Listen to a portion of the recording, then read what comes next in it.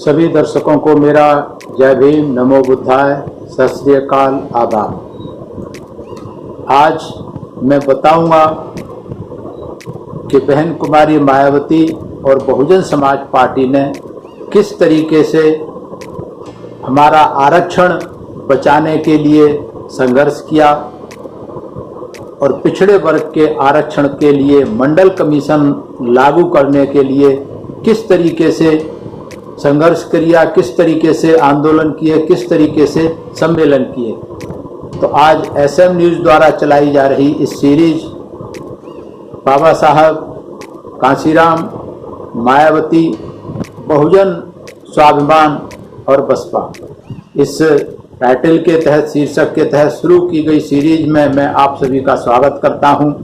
और खासकर मैं जो नौजवान साथी हैं, जो यूथ है, उनके लिए ये कार्यक्रम विशेष महत्व रखता है, क्योंकि हमारे समय के लोगों ने, हमने देखा है, बहुजन समाज पार्टी ने और बहन कुमारी मायावती ने, साहब कांशीराम ने किस तरीके से जमीनी स्तर पर काम किया, जमीनी स्तर पर आंदोलन और ये सब मेहनत की। लेकिन आज युवा वर्ग को ये सारी हकीकत और सच्चाई नहीं पता। आज वो सोचते हैं कि बहन कुमारी मायावती इतने बड़े बड़े घरों में, महलों में रहती है, इतना सब कुछ है, ये वैसे ही मिल गया है, बिना कुछ करे धरे मिल गया है।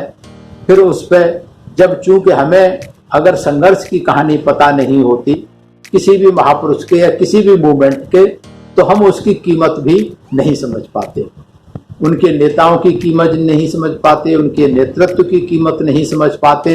इसलिए अपने हिसाब से हम किंतु परंतु करना शुरू कर देते हैं, जिससे कि मूवमेंट का नुकसान होता है। इसलिए युवा वर्ग को, वैसे तो हर किसी को जानकारी की जरूरत है, जो कभी संगठन से नहीं जुड़े, अंदर से जिन्होंने काम नहीं किया, उनको भी जरूरत है, और युवा वर्ग को खासकर जरूरत है, क्योंकि आगे आने वाला जो समय है वो युवा वर्ग के लिए बहुत मुश्किल भरा, एक तरीके से अंधकार भरा आने वाला है, खासकर बहुजन समाज के युवाओं को, चाहे वो SC के हैं, चाहे ST के हैं, चाहे OBC के हैं और चाहे माइनॉरिटी के हैं। तो वो खतरनाक समय आए, इससे पहले हमारा युवा वर्ग संघर्ष को समझे, संघर्ष की कहानी को समझे और उस हिसाब से अपनी जिम्मेवारी को सुनिश्चित करे कि हमें क्या करना है और क्यों करना है, कैसे करना है। तो पीछे हमने बताया कि जो अगस्त 85 में जो मूवमेंट शुरू किया बहुजन समाज पार्टी ने, जो आंदोलन और सम्मेलन शुरू किए आरक्षण बचाने के लिए और मंडल कमीशन पिछड़े समाज के आरक्षण लागू करने के लिए, उसमें बहुत सारी सम्मेलन हुए।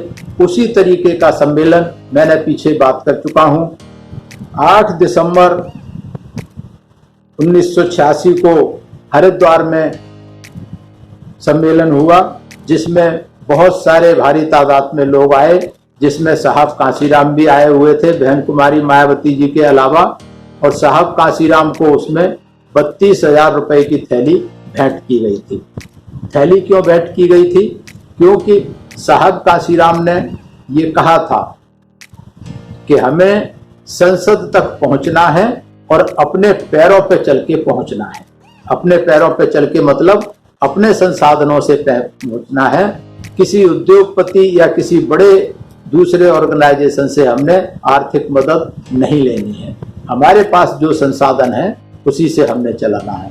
इसीलिए शुरू में वहाँ जब साहब कांशीराम या बहन जी जाते थे, तो वहाँ के जो लोग थे, जो समर्पित कार्यकर्ता थे, वो 2-2, 4-4, 10-10, 20-20, 50 रुपए इकट्ठा करके कुछ फंड इकट्ठा करते थे, तो थैली देने की प्रथा थी, ताकि ये जो कार्यक्रम, जो मूवमेंट चल रहा था सामाजिक परिवर्तन का, उसको सुचारू रूप से चलाया जा सके।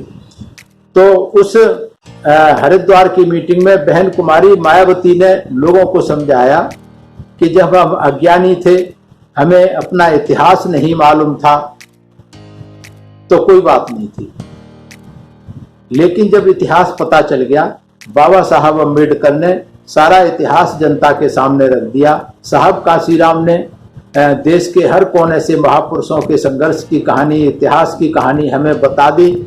तो फिर हमारी ये जिम्मेवारी बनती है कि जब हमें जानकारी हो गई है तो फिर हमें जो मनुवादी षड्यंत्रकारी लोग हैं उनके जाल से बच करके हमें अपनी लड़ाई लड़नी है। और जानकर भी जब हमें इतिहास पता लग गया और इस इतिहास को जान के भी अगर हम घर में नवाब बन के बैठे रहें तो फिर वो लड़ाई कौन लड़ेगा? लड़ाई तो किसी को लड़नी पड़ेगी। तो इसलिए अपने हक हकूक हासिल करने के लिए घर में बैठ के काम नहीं चलेगा, हमें घरों से बाहर निकलना पड़ेगा। आरक्षण की बात 15 महीने से मतलब अगस्त में शुरू हुई और ये अगस्त 85 से 86 आ गया।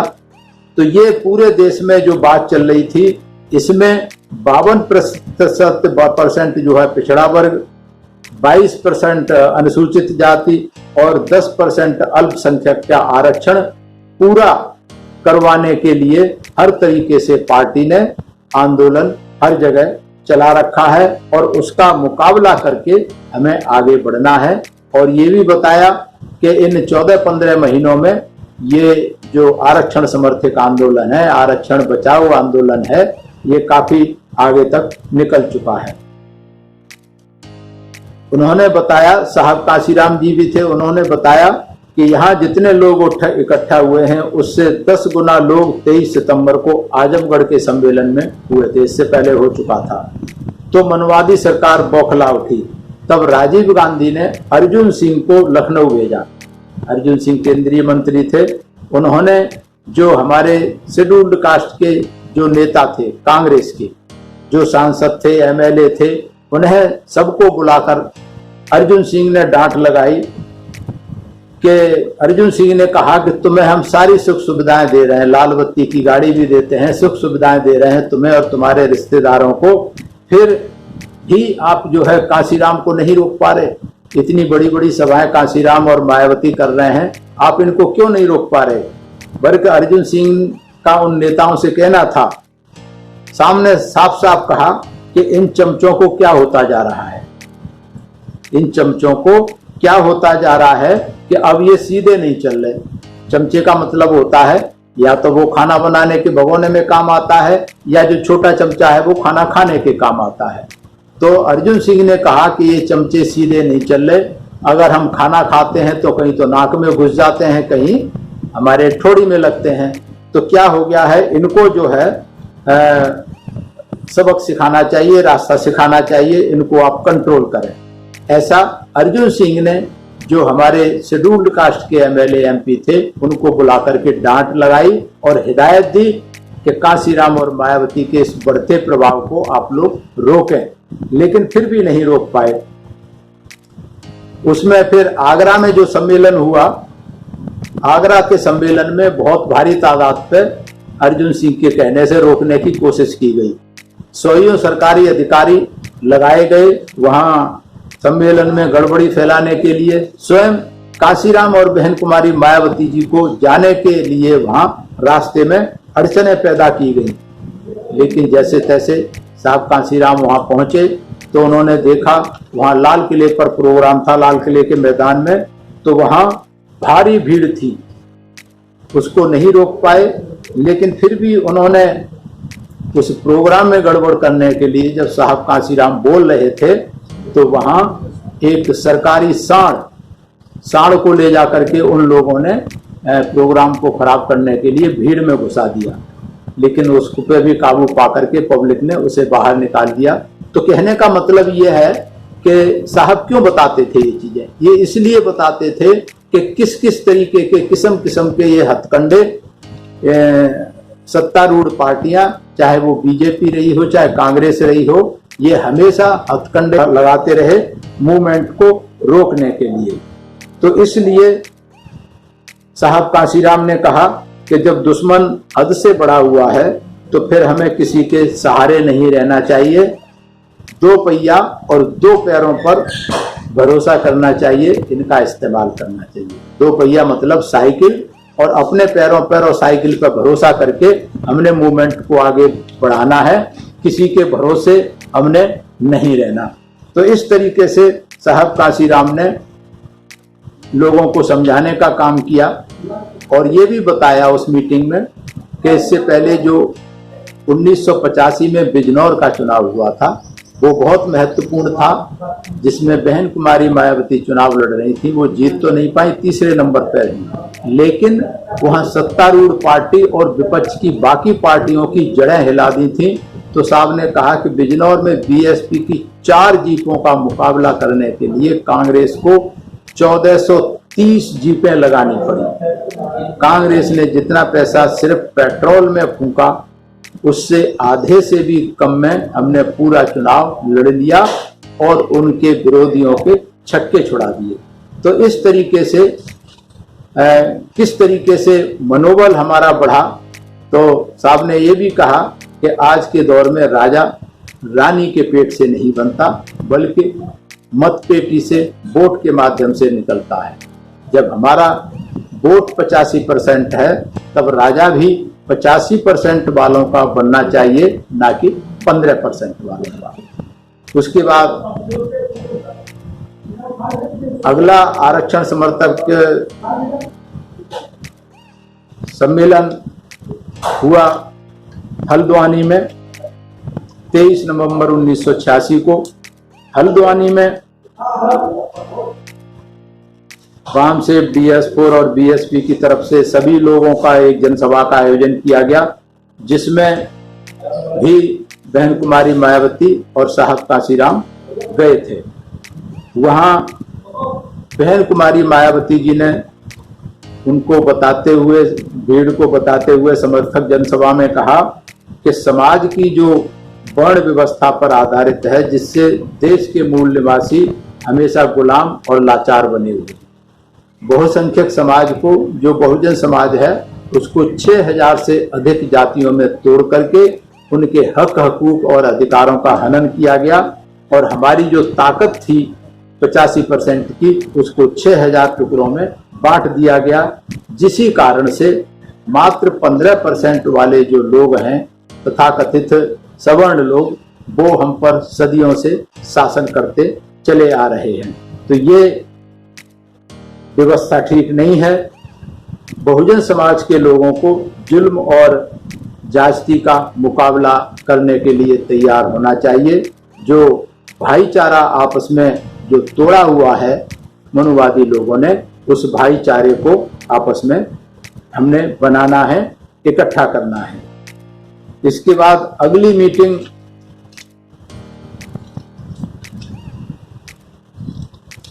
मीटिंग होती है साहब काशीपुर में।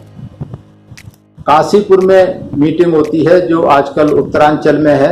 काशीपुर में मीटिंग में बहन कुमारी मायावती जी ने बताया कि किस तरीके से गांधी एंड कंपनी के खिलाफ जब बाबा साहब ने अंग्रेजों से बहुजन समाज के लोगों की आज़ादी की बात की थी, तो गांधी ने अंग्रेजों से कहा था, या बाबा साहब से भी कहा था कि उनकी नहीं चलने दी थी, और अंग्रेजों से ये कहा था, ये आश्वासन दिया था कि जब देश आज़ाद हो जाएगा तब हम जो है सबको अपना अपना हक मिलेगा। ऐसा गांधी ने कह करके गुमराह किया। लेकिन आज देश को आज़ाद हुए उस समय बहन जी ने कहा था 40 वर्ष होने जा रहे हैं और पिछड़े समाज को कुछ नहीं मिला। हालांकि अनुसूचित जाति और अनुसूचित जाति के लोगों को तो जो आरक्षण बाबा साहब ने दिलवाया था 22.5% का आरक्षण, जो नौकरी में भी और राजनीति में भी मिला, लेकिन पिछड़े समाज के लोगों को कुछ नहीं मिला और वो आज तक नहीं मिला। 73 साल देश की आज़ादी को हो गए, पिछड़े समाज को 1990 में हालांकि मंडल कमीशन रिपोर्ट लागू हो गई थी, लेकिन उसके बावजूद भी अभी तक 27% आरक्षण की जो व्यवस्था है, पिछड़ों को उसमें बहुत थोड़ा ना के बराबर मिला है और कहीं नहीं मिला। क्योंकि पढ़ाई में आरक्षण है नहीं तो नौकरी में आरक्षण का कोई फायदा नहीं।